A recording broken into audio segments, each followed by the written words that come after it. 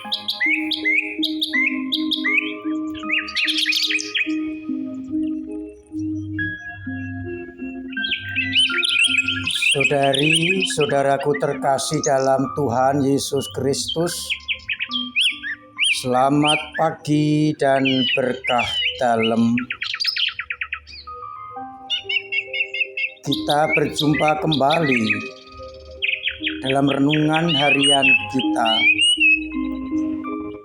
Senin 6 Maret 2023. Bahan permenungan kita ambil dari bacaan yang pertama Ekars hari ini, kitab Daniel bab 9 ayat 4b sampai 10 yang berbicara soal pengakuan Daniel sebagai orang yang berdosa.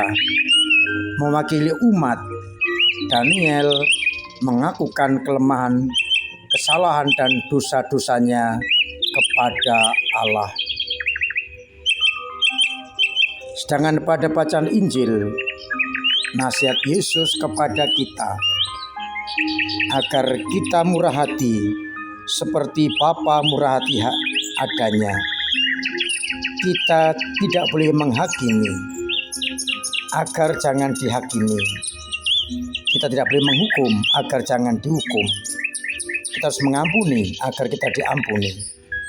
Karena takaran yang kita pakai untuk menghakimi orang lain akan diukurkan kepada kita. Saudari-saudaraku terkasih dalam Kristus, bacaan ini merupakan nasihat bagi kita agar kita dengan rendah hati mengakui kelemahan, kesalahan dan dosa-dosa kita, dan kita bertindak sesuai dengan kehendak Allah, agar kita pun diperlakukan seperti bagaimana kita memperlakukan orang lain. Untuk dapat melakukan itu, kita harus seringkali mawas diri, refleksi, atau eksamen, atau pemeriksaan diri.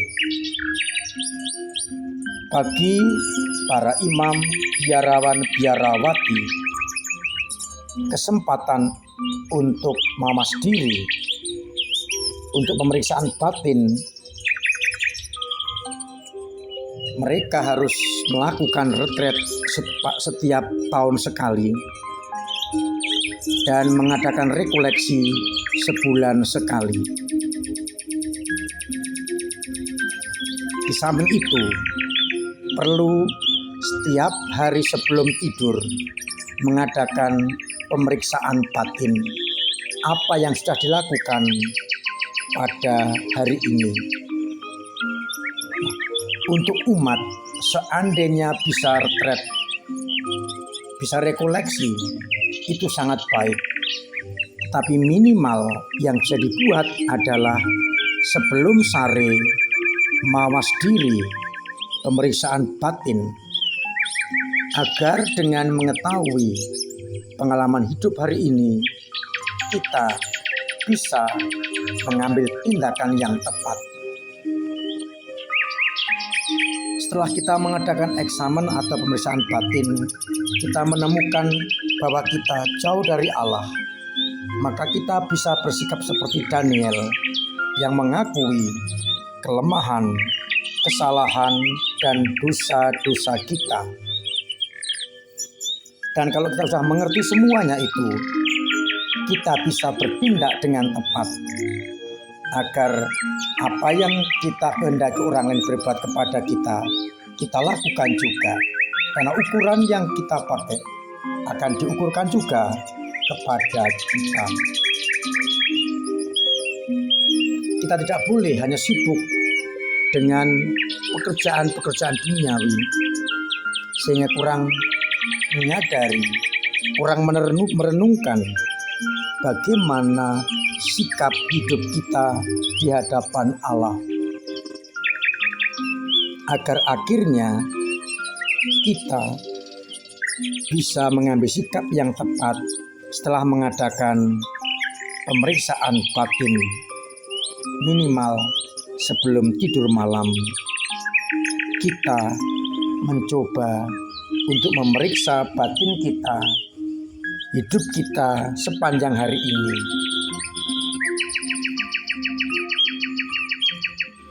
Dengan mengadakan pemeriksaan batin, kita akan mampu menghadap Tuhan dengan sikap yang tepat. Seandainya masih banyak kesalahan dan dosa, kita menghadap seperti Daniel mengakui kelemahan, kesalahan, dan dosa-dosa kita. Maka saya mengajak kita semua untuk memiliki waktu hening, bertemu dengan Allah, pemeriksaan batin, agar kita bisa melangkah dengan tepat. Kita juga belajar dari Yesus yang setiap kali setelah bekerja mengasingkan diri untuk menyepi. Jangan sampai hidup kita dipenuhi hanya oleh pikiran-pikiran duniawi dan kurang merenungkan hidup kita di hadapan Allah.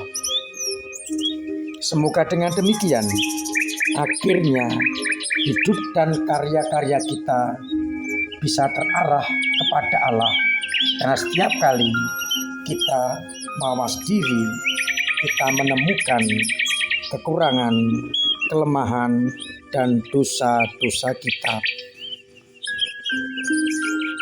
Maka mari kita biasakan sebelum tidur kita mengambil waktu hening untuk pemeriksaan batin, untuk meneliti hidup kita hari ini, agar kita akhirnya semakin hari semakin menyerupai Yesus sendiri.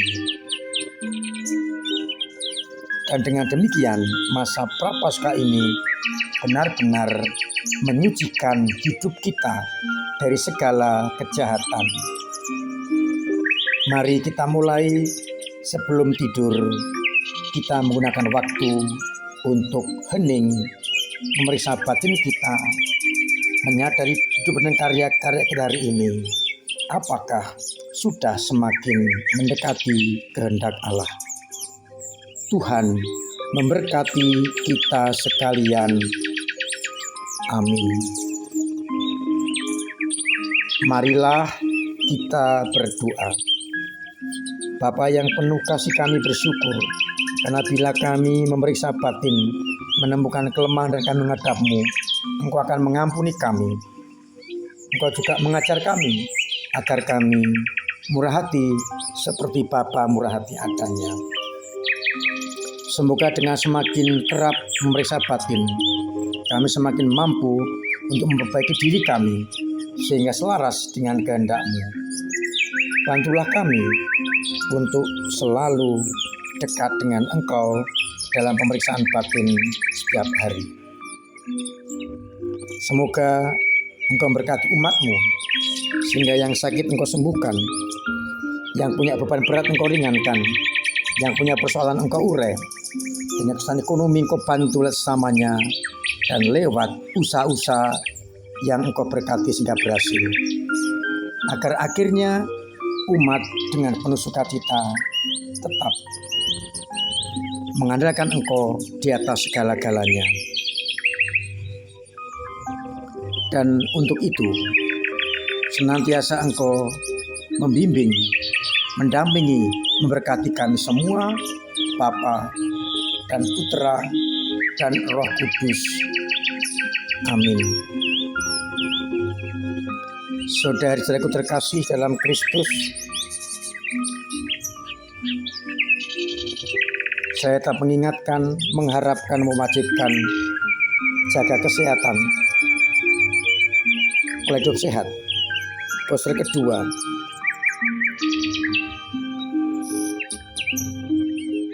jalankan protokol kesehatan dengan baik pakai tangan, cuci tangan, pakai masker, jauhi kerumunan, dan sungguh-sungguh menjauhi segala hal yang dapat membahayakan hidup kita, agar akhirnya kita terbebas dari virus corona.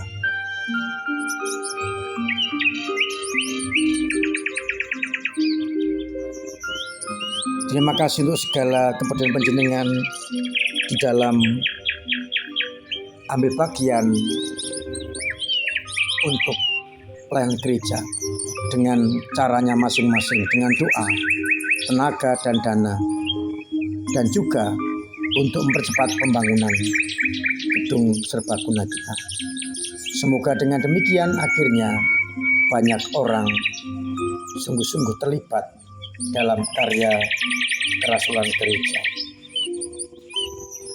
Saya ingatkan agar panjenengan terlibat aktif dalam mengikuti sarasean APP, agar kita benar-benar dengan gerak bersama gereja, uskupan, paroki, wilayah, lingkungan menemukan, melaksanakan, menjalankan tema APP, berdamai dengan diri sendiri, dengan sesama, dan dengan alam ciptaan. Akhirnya saya ucapkan selamat pagi, selamat merenungkan, salam sehat, Tuhan memberkati.